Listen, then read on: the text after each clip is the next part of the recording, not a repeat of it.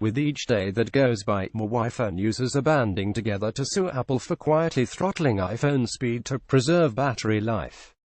Apple came clean last week, and yesterday released additional information on why it slowed older iPhones as well as plans to address the matter. That's not good enough for all iPhone users, and that's understandable. So far, at least 11 class action cases have been filed against Apple in the US and international markets. The one in France, which holds the potential of criminal charges, seems to be the most dangerous one, while the one in the US that asks for nearly $1 trillion in damage is the funniest one. Keeping track of all lawsuits is patently Apple, which lists 12 such cases.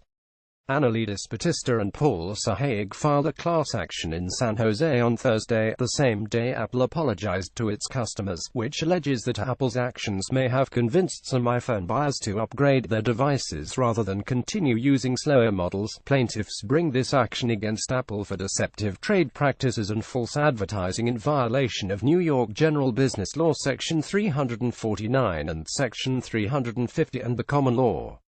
Plaintiffs and other owners of Apple's iPhone models 7, 6s, 6, and say collectively older iPhones were harmed when the device's software or operating system's iOS were updated to their newest version iOS updates. The iOS updates significantly slowed down their iPhones and interfered with the normal usage of their devices, leaving plaintiffs with a difficult choice: to continue using a slow and at times inoperable device that disrupts everyday life, or spend hundreds of dollars to purchase a new phone.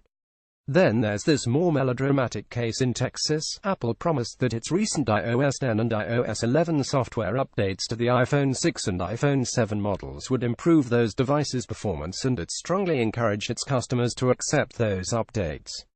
But Apple didn't tell its customers that it had intentionally designed those software updates to slow the device's processing speed to correct a battery defect.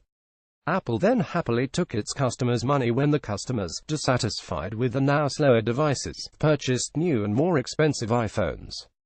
Apple came clean only this month under public pressure, admitting its software updates slowed processor speed. Now plaintiffs and class members must either purchase new phones for hundreds, if not thousands, of dollars or continue to struggle with their slowed devices.